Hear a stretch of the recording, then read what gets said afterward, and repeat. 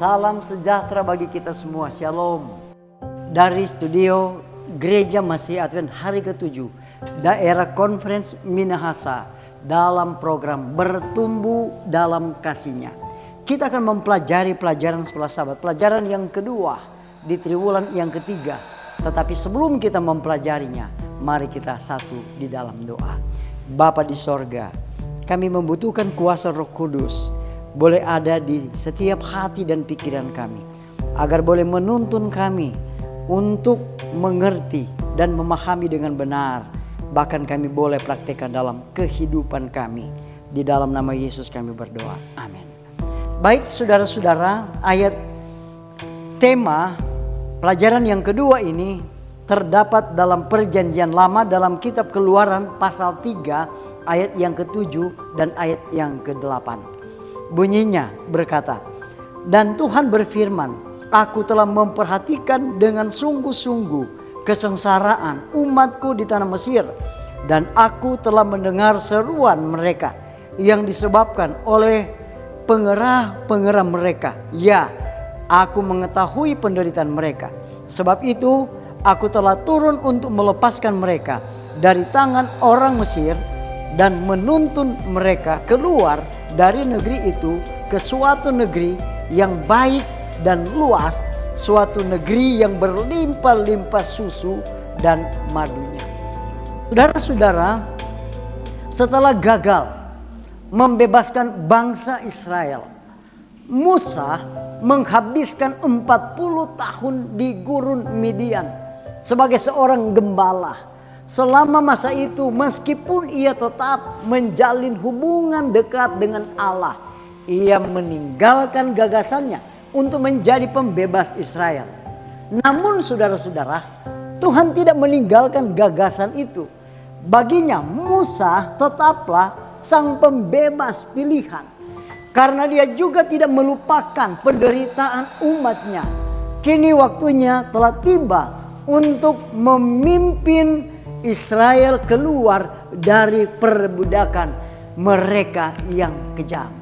Saudara-saudara, kalau kita melihat pelajaran ini, di mana dalam pelajaran ini 40 tahun Musa tinggal di Midian, dapat diringkas sebagai berikut. Ia menikah, memiliki 2 putra dan melayani sebagai gembala bagi ayah mertuanya. Ia juga mendedikasikan waktu itu untuk menulis 2 kitab, kitab Ayub dan kitab Kejadian.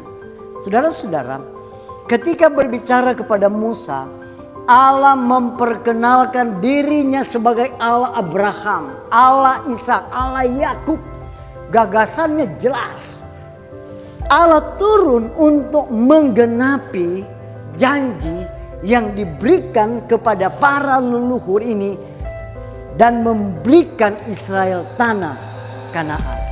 Kalau kita melihat dalam pelajaran ini, dalam lingkasan pelajaran sekolah Sabat ini, Allah menampilkan dirinya sebagai pribadi yang dinamis dengan menggunakan kata kerja tindakan, melihat, turun dan mengeluarkan. Kita bisa lihat dalam Keluaran pasal 3 ayat 7 sampai ayat yang ke-8. Allah juga menuntut tindakan ya dalam pelajaran ini, di mana bagaimana Musa ketika pergi ke Mesir membawa umatku keluar dari sana. Kita bisa lihat dalam Keluaran 3 ayat 10 dan 12. Musa benar-benar kewalahan dengan tugas itu. Ia tidak ingin lagi menggunakan kekuatannya. Ia tidak lagi merasa mampu memenuhi misinya. Ia hanya bisa berseru, "Siapakah aku?" Kesombongannya telah berubah menjadi kerendahan hati. Bahkan pada saat inilah ia siap untuk menjalankan misinya. Saudara-saudara, kalau kita melihat ya di tanah Mesir, di mana setiap dewa Mesir memiliki nama, tetapi Israel menyembah Allah yang maha kuasa. Setelah berabad-abad tercemar oleh Mesir, bangsa Israel ingin mengetahui nama juru selamat mereka, dalam Keluaran 3 ayat yang ke-13. Karena pada saat itu nama dikaitkan dengan karakter seseorang, maka Tuhan memperkenalkan dirinya dengan salah satu sifat utamanya, ya, di mana Allah itu kekal, selalu ada dan akan selalu ada. Dia adalah aku adalah. Keluaran pasal 3 ayat 14. Seiring waktu saudara-saudara kita melihat di mana Tuhan mengizinkan hal ini, karena yang penting bukanlah nama itu sendiri, melainkan karakternya. Kenapa saudara-saudara? Oleh karena kita dapat memanggilnya adalah gembala, penyembuh, pemberi, bapa, dan kasih. Saudara-saudara, menarik. Yang penting adalah Tuhan ingin kita merasa dekat, mudah didekati, dibutuhkan, dan menjadi teman dekat. Saudara-saudara, kalau kita melihat dalam pelajaran sekolah Sabat ini, di sana dikatakan bahwa kuasa untuk memenuhi amanat Allah bukan terletak pada kita, melainkan pada kenyataan bahwa Allah memberi kita kuasa. Dia akan menyertai kita sebagaimana Dia menyertai Musa. Tuhan itu benar, Tuhan itu kekal dan pribadi. Dia berjanji dan selalu menepati janjinya. Dia adalah abadi, selalu dapat diandalkan. Dia menciptakan lidah akan memberikan kita kata-kata yang diperlukan pada waktu yang diperlukan. Kita bisa melihat dalam Keluaran pasal 4 ayat 11, dalam kitab Lukas pasal 12 ayat 11 dan ayat yang ke-12. Akhirnya saudara-saudara, dalam pelajaran ini Tuhan berkata kepada Musa, cukuplah dengan alasan-alasanmu. Engkau dapat melakukannya dan engkau akan melakukannya. Saudara-saudara, kalau kita melihat apa yang diambil oleh Musa, langkah pertama yang diambil Musa untuk kembali ke Mesir adalah meminta izin kepada ayah mertuanya. Ia pun memulai perjalanannya bersama keluarganya. Namun sesuatu yang mengejutkan terjadi. Di tengah perjalanan Allah ingin membunuhnya. Keluaran pasal 4 ayat 24. Sipora mengerti apa yang terjadi dan mengambil tindakan yang diperlukan untuk menghindari hasil yang fatal. Saudara-saudara, dalam Keluaran pasal 4 ayat 25, di sana ia menyunat putranya.